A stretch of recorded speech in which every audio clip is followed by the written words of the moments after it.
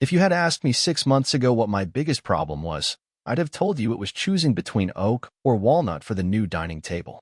Life was simple, too simple, maybe. I had a good job, a decent car, a home that looked like it belonged in one of those modestly successful suburban dream magazines. And then there was her Claire, my wife, the woman who used to look at me like I was the best decision she'd ever made. We met during a blackout in Chicago. Literally. I was stuck in an elevator, and so was she. Two strangers, 10 floors above the lobby, and a shared bag of peanut M&Ms between us.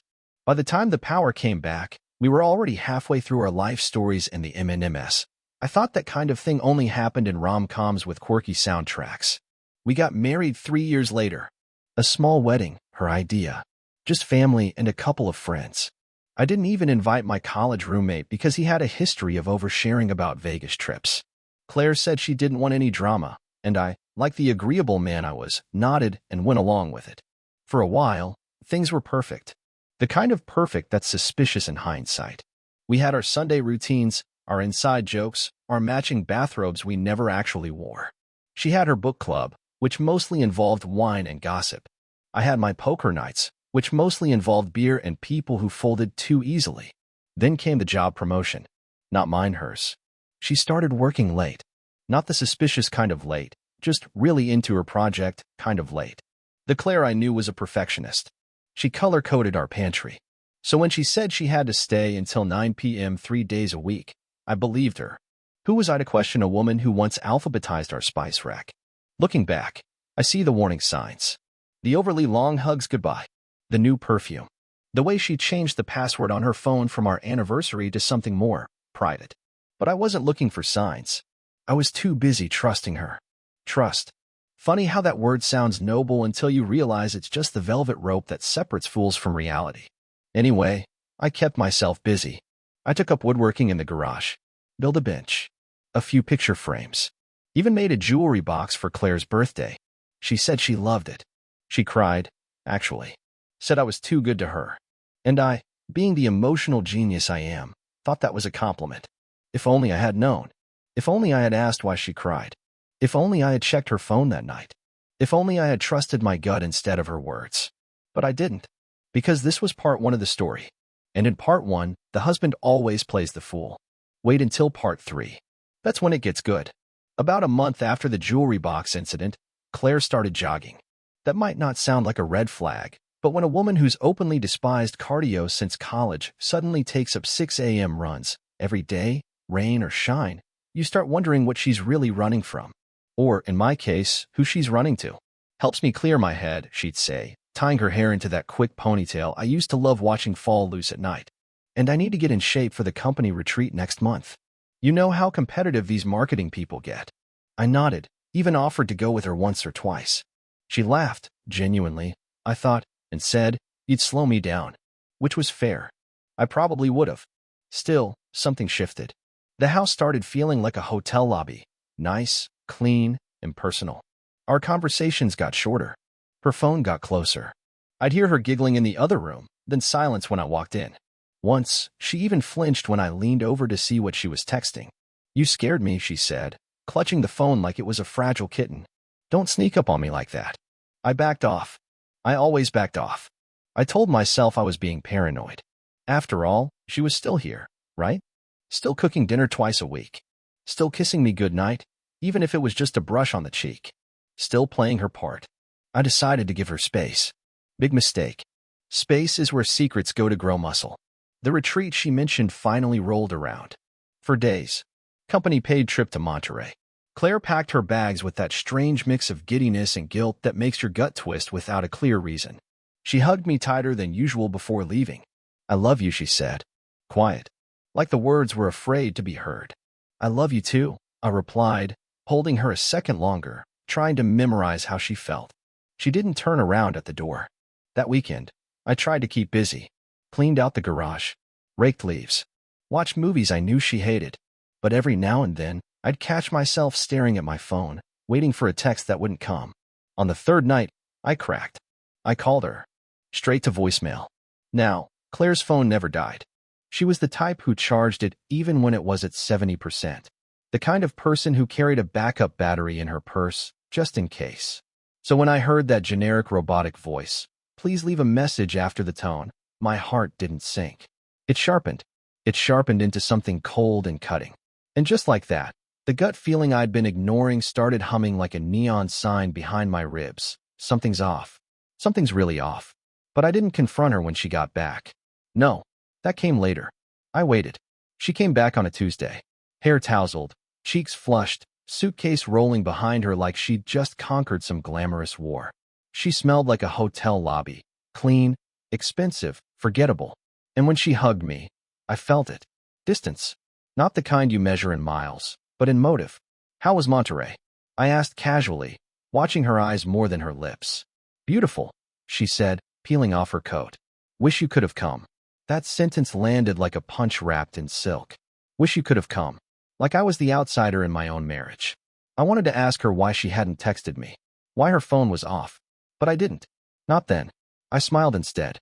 Because sometimes, when you suspect a fire, you don't throw water. You wait. You let it burn just enough to show its shape. Later that night, while she showered, I opened her laptop. "Now before you think I'm the villain here, let me ask you something. If you saw your partner building a second house behind your back, wouldn't you check to see if your name was on the deed?" She never changed her password. That was her first mistake. The second was thinking she could delete everything. Turns out, people forget the trash folder. I didn't even have to dig far. Just 2 scrolls down, and there it was, an email thread between Claire and someone saved as CT. Not a name, just initials. Cold. Deliberate. Like he was a locked room in her life. "I can't stop thinking about this weekend. You left your shirt in the hotel room. I'm not giving it back." He suspects nothing. He's too sweet for his own good. Too sweet. Let me tell you something. When you're called sweet by the woman who's been lying to your face for months, it doesn't feel like a compliment. It feels like a dart, dipped in pity. The emails went back weeks. Photos. Jokes. Plans. Even an Airbnb confirmation from a client meeting in June. My fingers hovered over the keyboard. I could have deleted everything. I could have sent it to myself. But I didn't. Not yet. Because finding out is only step 1. Step 2? You plan. And that night, lying next to Claire in bed while she slept like a woman with nothing to fear, I stared at the ceiling and made a decision. She thought I was sweet. She thought I was blind. But I was just quiet. And quiet men, we don't explode. We design. Want to see what I had in mind? I've always believed revenge isn't about the moment. It's about the momentum. You don't get even by reacting. You get even by preparing. And I had time. Months of quiet dinners, fake smiles, and carefully timed girls' nights out gave me exactly what I needed: data, patterns, her tells. Claire was a creature of habit, and infidelity, despite its chaos, had a rhythm. Same nights, same excuses, same perfume she didn't wear around me. By the end of that week, I had everything I needed to move forward. CT's full name, Colin Tanner. His workplace, surprise, not far from Claire's. His marital status, very much married. 2 kids, golden retriever, the works. And most importantly, his weakness, a complete lack of foresight. Now, here's where things get interesting. I didn't scream. I didn't throw her laptop across the room. I didn't even confront her. No, I kissed her forehead the next morning and packed her a lunch. Turkey sandwich, extra mayo, just the way she liked it. She smiled like everything was fine. I smiled too. Because what comes next? That takes patience. And a little help. Enter Hannah. Hannah was a mutual friend of Claire's from college. I'd always liked her, in a distant, you'd probably sue me for harassment if it was single way. We hadn't spoken in a while, but I sent her a casual message. "Hey, random, need some insight. You still talk to Claire much?" Hannah, bless her curious heart, responded fast. Turns out Claire had been a little too chatty during wine nights. Mentioned her office crush. Dropped a few too many vague hints about someone making her feel seen. Hannah hadn't thought much of it, just assumed Claire was bored, like so many people got in their 30s. But when I mentioned Colin's name, silence. Then, wait, you're not saying she actually cheated, are you? Bingo. I told her I wasn't sure yet. I played the confused husband, the guy who just needed a little help to figure things out. I knew that once the truth came out, people would pick sides. My goal was to make sure they were lined up before the first shot was fired. 2 weeks passed. I let Claire keep living the lie. I even upped my affection, left her little notes, cooked her favorite meals, acted like a man trying to reignite something. She responded like a guilty politician, grateful, flattered, and mildly terrified I might ask questions. The best part? She started slipping up. One night, she left her phone on the kitchen counter while she showered. I didn't go digging. I didn't need to. The screen lit up with a message from CT that read, "That thing you did in the car? I'm still thinking about it." I didn't flinch. I just took a photo of it with my phone, walked into the backyard, and stared at the stars like a man finding peace in the middle of war. That message was my confirmation, my green light. Now, I didn't want a messy revenge. I wasn't interested in public shame, divorce court drama, or keying anyone's car. No, that would be satisfying in the short term, but messy men don't win. I wanted precision. I wanted fallout that didn't look like an explosion until the smoke cleared and they were standing in the ashes. So here's what I did. I contacted Colin's wife. Not angrily. Not with accusations. Just a polite email from a fake account. Thought you'd want to know. I'm sorry. You deserve better. Attached were screenshots, emails, photos, even the hotel receipt Claire accidentally forwarded to our shared Dropbox once. Yeah, she wasn't exactly Mission Impossible. I scheduled a meeting with a real estate agent. Quietly, privately, asked about pre-listing our house. I met with a lawyer, not for a divorce, yet, just to understand the map. In chess terms, I needed to know what squares I could move to without putting my king in check. And most crucially, I waited for the retreat. Yes, another one. Claire announced it over dinner like it was casual. Another weekend trip? I asked, feigning interest. Yeah, just Friday to Sunday. Same place, she said, sipping her wine without looking up. You remember how nice it was last time? Oh, I remembered. That Friday morning, I packed her suitcase for her. Slipped in a little note. Have fun this weekend. You've earned it. Smiley face, L. She read it and smiled. Probably thought I was turning into one of those sappy husbands who sends flowers to the office and writes poems on napkins. She didn't know it was the last lie she'd ever tell under my roof. Because while she was off in Monterrey doing whatever Claire does when she's off the grid, Colin's wife was doing some recon of her own. And my attorney? He was filing a motion, nothing drastic yet, just enough to put a lock on our shared accounts until the dust settled. By Sunday evening, the table was set. Claire walked in like a woman stepping back into her perfect life. She hung up her coat, stretched, and said, "I'm starving." I didn't look up from the book I was reading. "There's leftover spaghetti in the fridge," I said. She blinked. "You didn't cook?" "Nope. Just leftovers tonight." Pause. Then she asked, "Is everything okay?" I closed the book. Met her eyes. "You tell me." And for the first time in months, I saw it. Panic. You know what they say? Truth shows up late, but walks in wearing steel-toed boots. She opened her mouth, but the sound of her phone buzzing cut her off. She glanced at it. Froze. I already knew who it was. I stood up, calm as ever. "You might want to take that," I said. "Could be important." Then I walked past her, slow and steady, like a man who's already made it out of the fire. She didn't follow me. She knew. Because that was the first domino. And tomorrow, we start the fall. The funny thing about betrayal? It doesn't break you all at once. It chips away, flake by flake, until one day you run your hand across the surface and realize there's nothing solid left. Just dust. That Sunday night, standing in the kitchen with Claire staring at her phone like it had just whispered the end of her world. That was the moment I knew the structure had collapsed. And now, I was just sorting through the rubble, one piece at a time. She didn't say anything. Didn't need to. Her face did all the talking. Tight-lipped panic, a flicker of guilt, and a silent question behind those eyes. "How much do you know?" I didn't answer her unspoken question. I just walked past her into the garage and grabbed a box I'd been keeping under the workbench. Not hidden, just unadvertised. It was labeled Claire's Keepsakes, written in neat Sharpie across the top. She'd probably think it was full of photos and trinkets, romantic nostalgia. It wasn't. Inside was everything I'd collected over the past few months. A printed timeline, copies of emails, the receipt from the hotel, a flash drive labeled for court. I set it on the kitchen table, gently, like it might explode if I dropped it too hard. She was still standing in the same spot. "You kept souvenirs?" she asked, voice small. "No," I said, evenly. "I kept evidence." Her mouth opened, then closed again. She walked slowly over to the table, I scanning the box like it might bite. "This is dramatic," she said, trying on a smile that didn't fit her face anymore.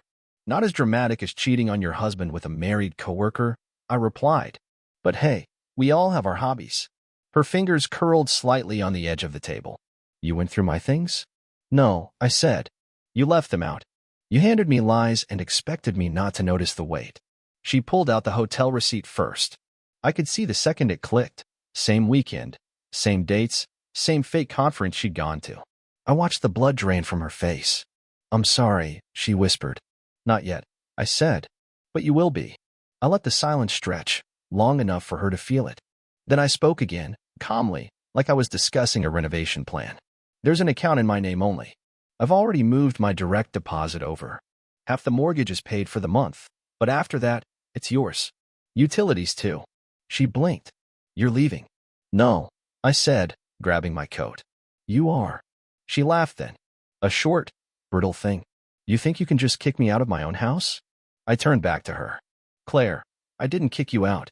I gave you a chance to come clean. You walked out on me the day you started erasing your call logs. I'm just helping you pack. She scoffed. This is so theatrical. You set the stage, I said, walking to the door. I'm just finishing the play. And then I left. Not forever, just long enough. I drove for an hour. No destination, just motion. The thing about grief is that it comes in layers.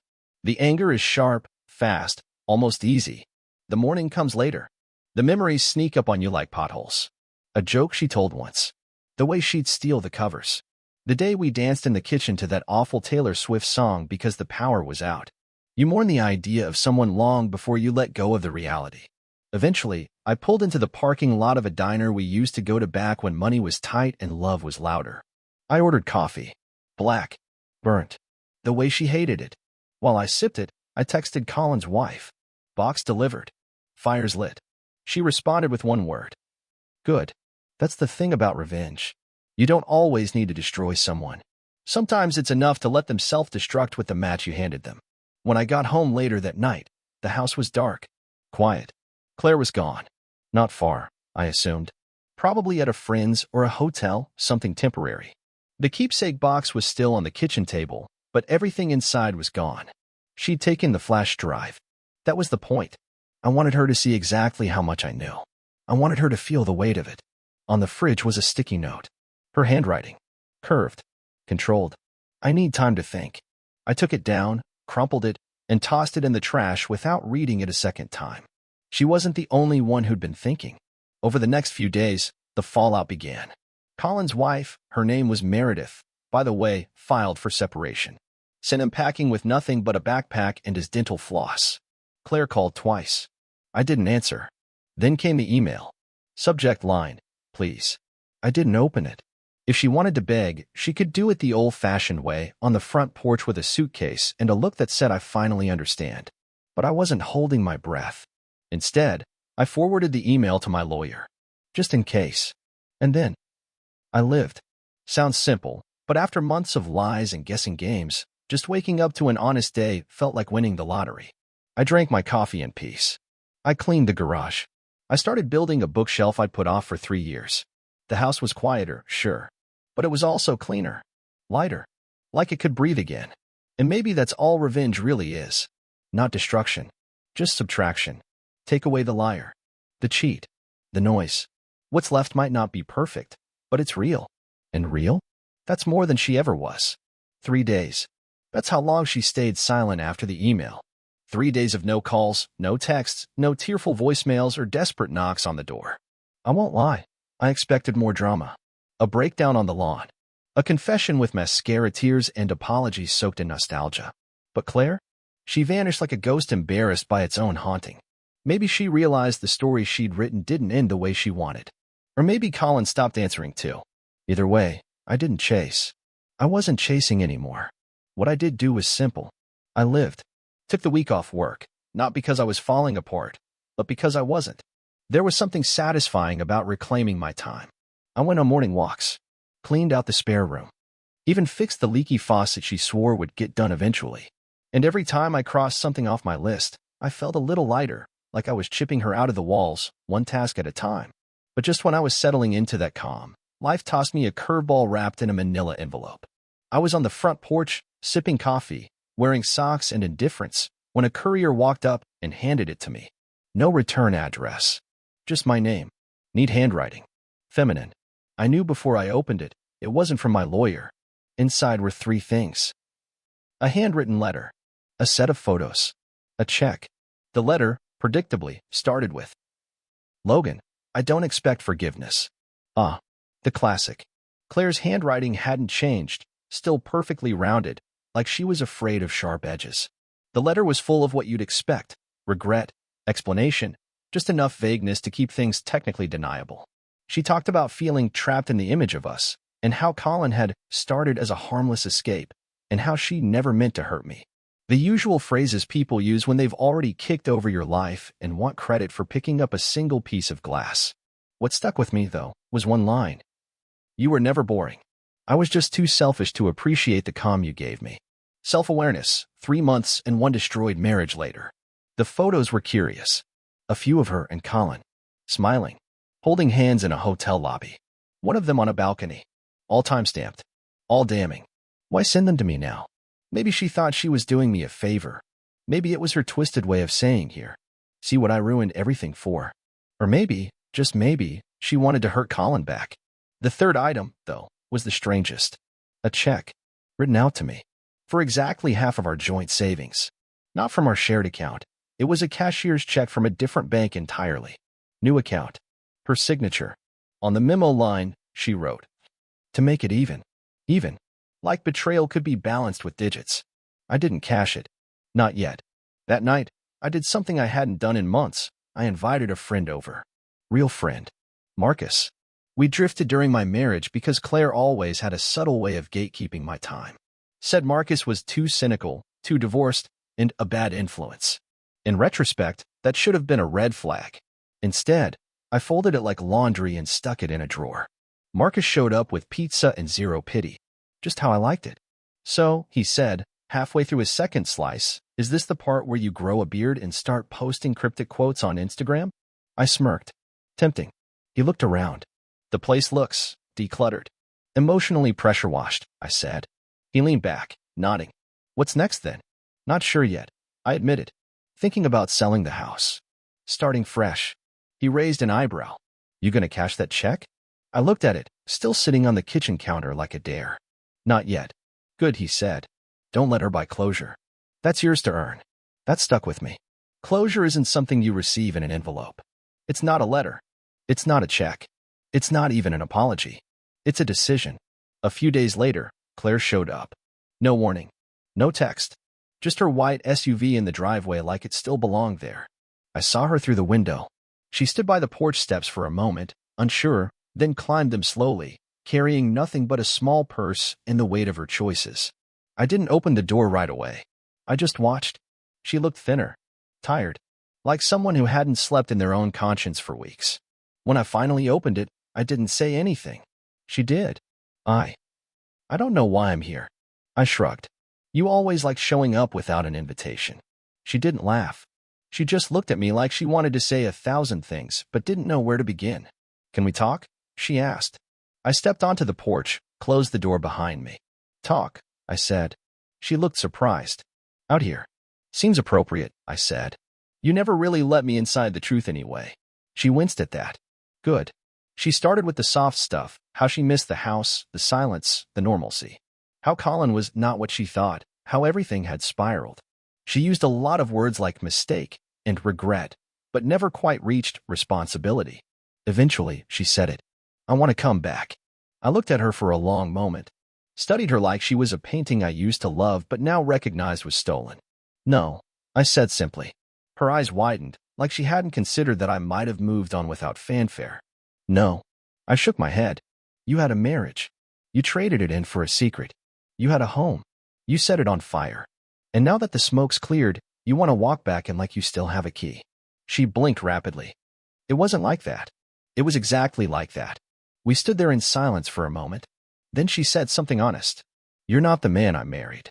"Thank you," I said. "That's the nicest thing you've said all year." I turned, opened the door halfway, then looked back. "Goodbye, Claire." And I closed the door behind me. No slam. No drama. Just finality. You'd think that would be the end, wouldn't you? Door closes. Life moves on. Roll credits. But real life? It's not a movie. When someone sets your house on fire, the smoke doesn't just clear, you live with the sin in your walls for years. Claire didn't show up again, but her consequences did. 2 days after I shut the door, I got a call from Human Resources. Not mine, hers. Apparently, someone had sent the company's board of directors an anonymous email. Contained several photos of Claire and Colin at a hotel during a week that coincided with a major product launch. The timing couldn't have been worse or better, depending on your angle. Workplace relationships were strictly prohibited, especially ones that involved lying about travel and charging expenses to the company card. Let's just say HR moved fast. Claire was put on leave pending investigation. Colin? Terminated. Effective immediately. Now, I didn't send that email. Not directly. But I might have shared a folder marked, just in case, with someone who had a reason to care, a certain ex-wife named Meredith. She was surgical with it. No rage. No drama. Just a clean hit and silence afterward. She even sent me a short thank you email. Handled. Hope you're sleeping better. I am. I was. But it wasn't revenge anymore. That part of the storm had passed. Now I was rebuilding. I called the real estate agent. The house went up for sale 2 weeks later. I boxed up everything that didn't feel like mine anymore, including the wedding photos. They went in the attic. Not out of sentimentality, just practicality. Trash day was full. Then I bought a one-way ticket to Oregon. Small town. Coastal. Foggy mornings and quiet streets. Fresh start. No parade. No farewell tour. Just a man walking out of the fire without looking back. I didn't need closure anymore. I needed distance. The town I moved to was called Astoria. Not the one from the Goonies, but close enough to pretend. I found a rental house with creaky floors and a view of the water. The kind of place where nobody knew my name and nobody cared. It was perfect. I got a job at a local co-op, nothing fancy, just part-time work helping with logistics. For the first time in years, I wasn't trying to climb anything. Not a ladder. Not expectations. Just peace. I grew a beard. I stopped checking social media. I read actual books again. And one day, I caught myself laughing out loud at something stupid on TV. Not a forced chuckle. Not a social reflex. A real, from the gut laugh. That was the moment I realized I was coming back. Not to who I was. To someone better. Not bitter. Just rebuilt. People say heartbreak hardens you. Maybe. But it also clarifies. Like fire to steel. You walk through it, and what's left? That's the real you. It came in the form of a letter. Not an email. Not a text. A real paper envelope, forwarded from my old address. No return label, but I recognized the handwriting. Claire. Inside was one page. No opening line. No grand apology. Just this. You were right. I didn't understand what I had until I ruined it. You didn't deserve what I did. And no, this isn't a request to come back. I know that door's closed. I just wanted to say thank you for not becoming like me. I folded the letter once and set it on the desk. Didn't shred it. Didn't frame it. Just left it there like an echo. Funny thing? I believed her. And for the first time since this whole mess began, I felt nothing. Not anger. Not pity. Just stillness. So what's revenge, really? Some people think it's a fireball. A final blow. Some grand scene with gasps and screaming and someone walking away while everything explodes behind them. But that's just theater. Real revenge? It's waking up one morning in a quiet house, fixing yourself coffee, and realizing you didn't think about her once the day before. It's finding joy again, laughing again, trusting people who haven't earned it yet, because you're no longer ruled by the ones who broke it. It's looking in the mirror and seeing someone strong, not because he got even, but because he got out. Claire's life unraveled. I heard through a mutual friend she moved back to her parents' house for a while. Tried to start fresh in a new city. Maybe she did. I hope she did, honestly. That's her story to write now. As for me, I stayed in Astoria. Met someone at a coffee shop. Her name's Riley. She doesn't know much about my past. Just enough. The rest? I'll tell her someday. Maybe. But not now. Because this chapter? It's about quiet mornings. It's about healed scars, not fresh wounds. And if you're reading this because you're standing where I once stood, heartbroken, fist clenched, wondering how someone you loved could tear you apart like a loose page, just remember this. You don't need to destroy them. Just rebuild you. And when they finally look back, hoping you're still in pieces, Let them find a man who never needed them to be whole again.